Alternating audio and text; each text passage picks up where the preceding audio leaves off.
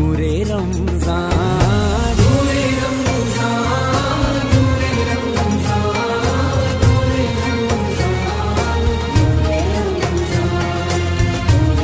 رمضان، نحمده ونصلي على رسوله الكريم. أما بعد، فقد قال الله تبارك وتعالى في القرآن المجيد والفرقان الحميد: أعوذ بالله من الشيطان الرجيم، بسم الله الرحمن الرحيم. يا أيها الذين آمنوا كتب عليكم الصيام كما كتب على الذين من قبلكم لعلكم تتقون. صدق الله العظيم وصدق رسوله النبي الكريم، ونحن على ذلك لمن الشاهدين والشاكرين والحمد لله رب العالمين. اللہ رب العزت کا ارشاد ہے: اے ایمان والو، تم پر روزے اسی طرح فرض کیے گئے ہیں جس طرح تم سے پہلے لوگوں پر روزے فرض کیے گئے تھے، لعلکم تتقون، تاکہ تم تقوی اختیار کرو، تاکہ تم اللہ تعالیٰ سے ڈرو، تاکہ تم اللہ تعالیٰ کی نافرمانی، رسول اللہ صلی اللہ علیہ وسلم کی نافرمانی کو چھوڑ دو، گناہوں کو چھوڑ دو. جب ہم اس آیت کریمہ کے اندر غور کرتے ہیں تو آدمی آسانی کے ساتھ اس نتیجے پہ پہنچتا ہے کہ روزے کا مقصد ہی یہی ہے کہ انسان اللہ تعالیٰ کی نافرمانی نہ کرے، انسان گناہوں کو چھوڑ دے، انسان اللہ تعالیٰ کی بندگی اختیار کرے، انسان اللہ اور اللہ کے رسول صلی اللہ علیہ وسلم کی اطاعت میں زندگی گزارے. انسان ہمیشہ اس بات کا خیال رکھے کہ اللہ مجھے دیکھ رہا ہے، خوف خدا اس کے دل میں پیدا ہو جائے اور انسان گناہوں کو ترک کر دے. جس طرح انسان ماہ سیام کے اندر اللہ تعالیٰ کی نافرمانی نہیں کرتا ہے، جھوٹ نہیں بولتا ہے، غیبت نہیں کرتا ہے، اسی طرح انسان ماہ سیام کے علاوہ جو 11 مہینے ہیں ان میں بھی اسی طریقے سے زندگی گزاری. حضرت امام غزالی رحمۃ اللہ علیہ نے فرمایا: ایک روزہ تو وہ ہے کہ انسان جس میں ان چیزوں سے بچتا ہے کہ جن کے ارتکاب سے اجر و فقہ روزہ ٹوٹ جاتا ہے، یعنی کھانے پینے سے رکتا ہے.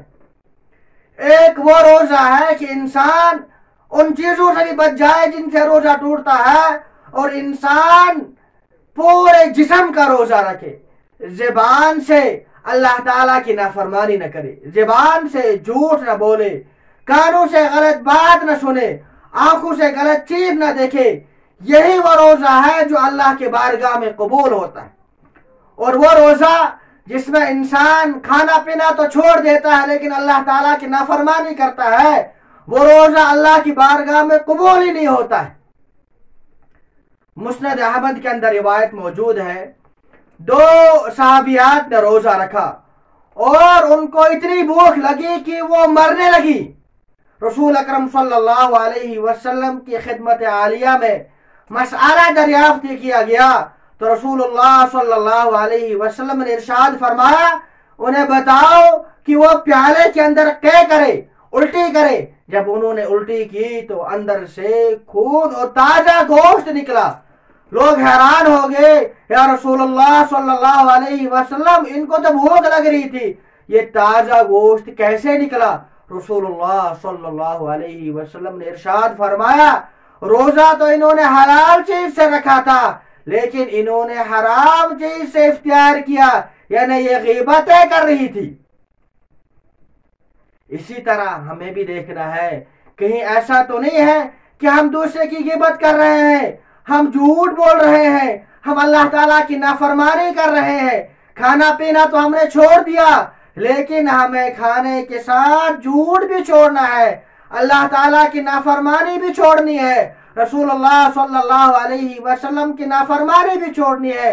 تمام گناہوں سے بچنا ہے، تبھی اللہ کی بارگاہ میں قبول ہوگا.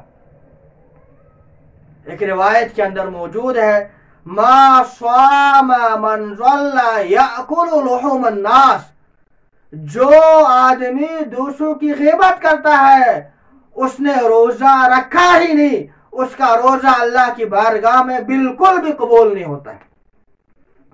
बुखारी शरीफ के अंदर रिवायत मौजूद है, मल्लम यदा कौल ज़ूर वल अमल बिही फलैसा लिल्लाहि हाजतुन फी अन यदअ तआमहु व शराबहु। जो आदमी झूठ नहीं छोड़ता है, जो आदमी दूसरों को धोखा देता है, जो आदमी अल्लाह ताला की नाफरमानी करता है, तो ऐसे बंदे की अल्लाह ताला को कोई जरूरत नहीं है कि उसने खाना पीना छोड़ दिया।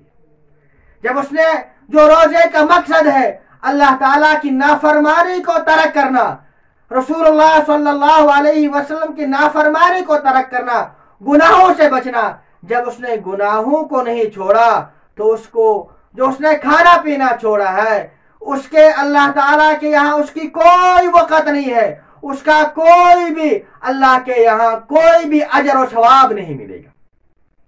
हदीस पाक के अंदर मौजूद है, रिवायत के अंदर मौजूद है, इब्न माजा के अंदर रिवायत है, रुब्बा साइमिन लैसा लहू मिन सियामिही इल्लल जू।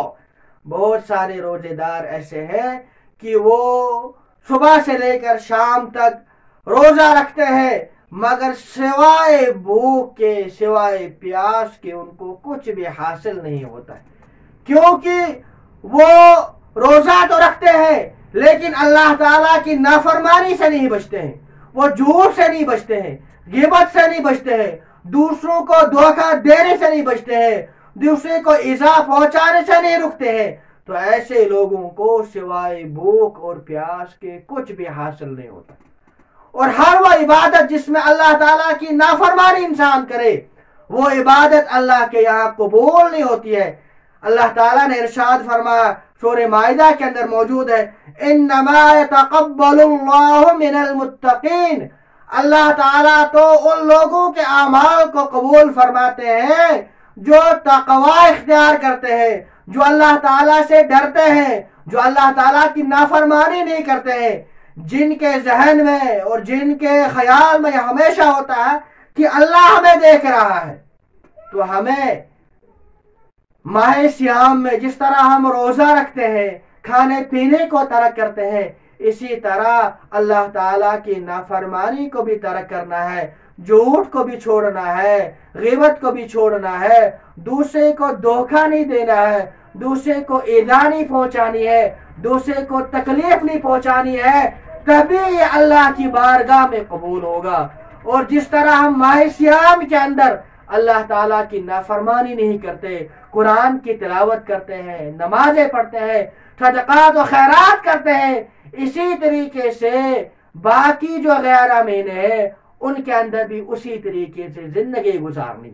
हम रसूलुल्लाह सल्लल्लाहु अलैहि वसल्लम की नाफरमानी को तर्क करेंगे, हम कुरान करीम की तिलावत करेंगे। जिस तरह हम माह सियाम के अंदर जिंदगी गुजार रहे हैं, इसी तरह माह सियाम के अलावा जो 11 महीने हैं उनके अंदर भी जिंदगी गुजारेंगे। अल्लाह ताला से दुआ है कि अल्लाह ताला हमारे टूटे फूटे रोज़ों का अपने बारगाह के अंदर कबूल फरमाए और हमें झूठ से, गिबत से, किसी को धोखा देने से अल्लाह ताला हिफाजत फरमाए।